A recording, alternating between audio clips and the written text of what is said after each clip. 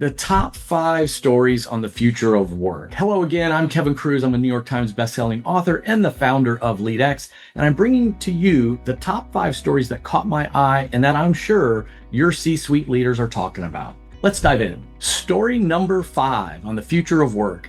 Gallup released their new employee engagement data and announces that it has dropped after reaching a historic high. Now, 2 notes here. Not only has it dropped and it's declining, but look, even at its historic high, employee engagement is always generally low, globally speaking. What the real story is inside the data, all of this drop is pretty much represented by the drop in engagement by managers. The manager class is the one that is disengaged and bringing everyone down. And this leads me right to the top number 4 story of the week from Harvard Business Review. This article, leaders feel their agency eroding and they're starting to withdraw. They're starting to disengage in Gallup's lingo.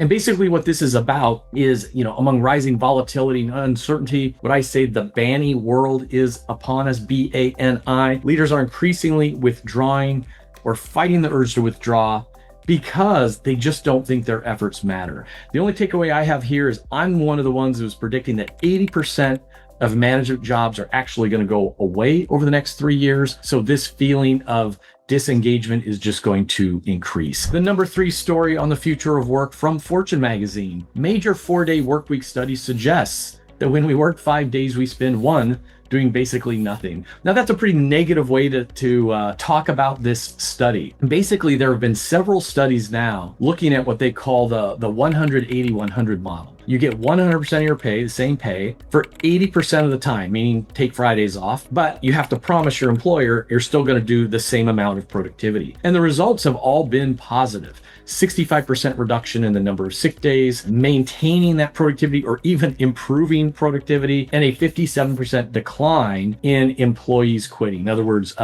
improving job retention. This doesn't surprise me at all. Most large companies especially, they are so bloated with unnecessary meetings and too many people and the wrong people attending the meetings that if you just got better at meeting discipline, you could certainly do all of the work in 4 days instead of 5. Story number 2 this week is again from Gallup. Watching closely AI adoption. So among companies that have rolled out AI tools and are pushing AI enablement, we're at a new high. Now half of all US employees are using AI. And there's a lot of headlines and debate now is, okay, we got half. So clearly we've got the adopters and those who are resistant. And when they look at the top barriers, like, hey, you're not using AI when half your colleagues are, why aren't you? They are all mindset related things.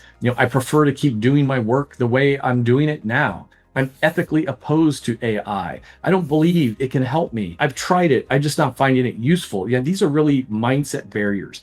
And again, the danger here is not using AI moving forward. It's sort of like being a knowledge worker and saying, I'm not going to use Microsoft Office tools, or I'm not going to use a word processor, I'm not going to use a spreadsheet. It's a requirement. You will not get a new job in the future if you're not using AI. You will be on the cutting list when the inevitable layoffs come if you're not using AI. So we need to change our mindsets, lean into the AI tools, even if we are reluctant to do so. It's just the reality of the world. Finally, the number 1 story of the week isn't a story. It's a new book from the leaders of LinkedIn, Ryan and Anish, Open to Work, How to Get Ahead in the Age of AI. And they're talking about the 5 C's that we all need to lean into to survive and thrive in this new AI agentic world. Curiosity, courage, creativity, compassion, and communication. And we couldn't agree more. We, of course, call these things and things like them the human skills, the emotional intelligence we need to survive. And this is where I encourage you, if you want to develop your team's emotional intelligence,